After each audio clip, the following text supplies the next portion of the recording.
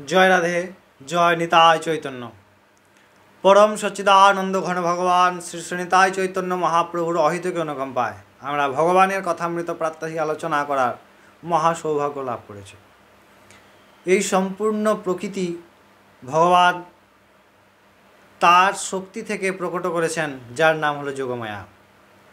সেই মায়ার দ্বারা আমরা পরিচালিত হয়ে এই দেহকে আমি মনে করছি।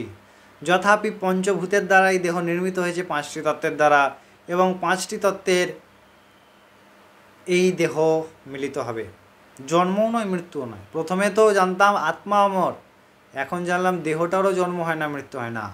পঞ্চভূতের দ্বারা সৃষ্টি হয়, পঞ্চভূতে মিলিত হয়। পঞ্চভূত তো ভগবানের সৃষ্টি, তাই জন্ম মৃত্যু বলে কিছুই হয় না। অনেক একটু উচ্চস্তরে, এর উচ্চস্তরে আরও নিজের তত্ত্ব জানা গেলে তখন অবিনাশী হয়। তাই সেই মায়া যা এই কায়াকে ধারণ করে তৈরি হয়েছে, সেই মায়া দূর করতে হবে আমাদেরকে যখন নিজের স্বরূপ জানতে ইচ্ছা করব, এবং তাহা আমাদের অত্যন্ত কর্তব্য।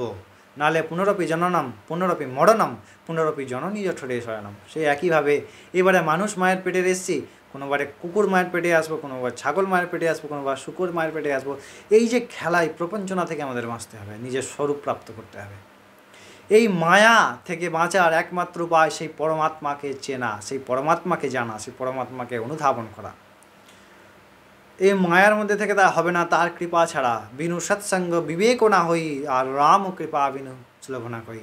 আপনার ভগবানের কথা শুনতে পাচ্ছেন, এটা আপনাদের ইচ্ছায় নয়, তার কৃপা হয়েছে আপনাকে উদ্ধার করার জন্যে। তাই কোনো না কোনো সময় আপনাকে উদ্ধারমূলক কথা শোনাচ্ছেন ভগবান। আমরা ভাবি আমরা করি, কিন্তু এমন নয়। সমস্ত সৎসঙ্গ যা এখানে ভগবানের কথা বলে সব কিন্তু কল্যাণমূলক হয় না।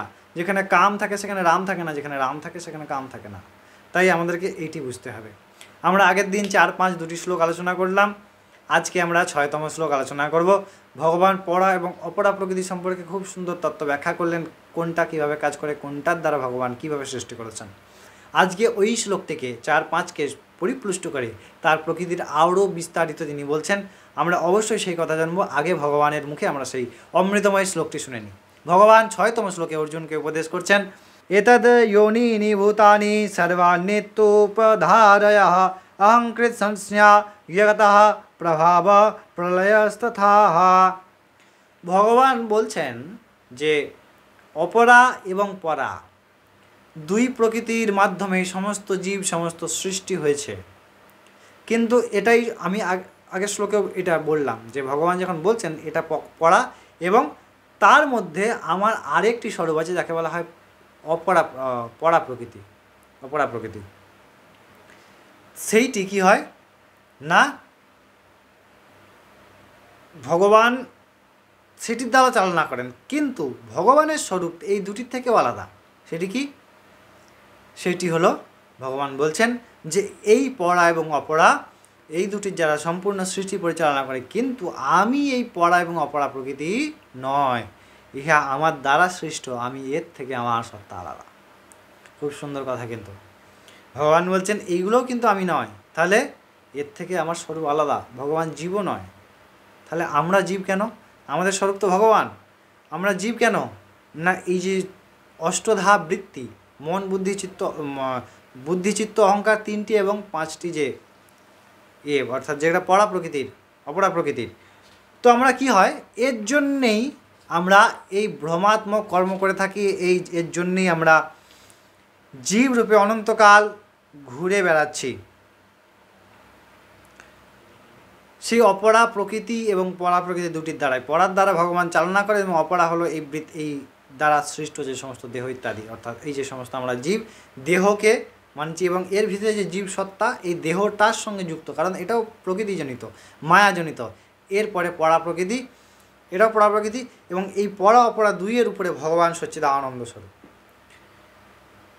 যখন এই দুইয়ের উপরে উঠতে পারবো তখন মায়ার ঊর্ধ্বে, এগুলো মায়ার অধীনে, মায়ার স্বামী ভগবান। তাই এই তত্ত্ব ভগবান খুব সুন্দর করে ব্যাখ্যা করলেন। অবশ্যই এই তত্ত্ব শোনার জন্যে এবং এই স্থিতি প্রাপ্তি করার জন্য একমাত্র ভগবান শ্রী মহাপ্রভুর প্রবর্তন করা হরিনাম সংকীর্তন, নিরন্তর গুরু আশ্রয় করে গুরুদেব যা নাম দেবেন সেই নামে আসক্ত চিত্তে নিরন্তর আশ্রয় করলে সমস্ত প্রকার দ্বন্দ্ব থেকে আমরা মুক্তি পাবো, সমস্ত প্রকার প্রাকৃতিক বাধা বিপর্যয়, সমস্ত প্রকার প্রকৃতিজনিত দুঃখ কষ্ট থেকে মুক্ত হয়ে পরম আনন্দ প্রাপ্তি করব। অবশ্যই এই শ্লোকটির অর্থ আপনারা বুঝতে পেরেছেন। যদি কোনো প্রশ্ন থাকে আমাদের কমেন্টে করতে পারেন এবং তার কৃপা অনেক ভালো থাকবেন, সুস্থ থাকবেন। জয় রাধে, জয় নিতাই চৈতন্য।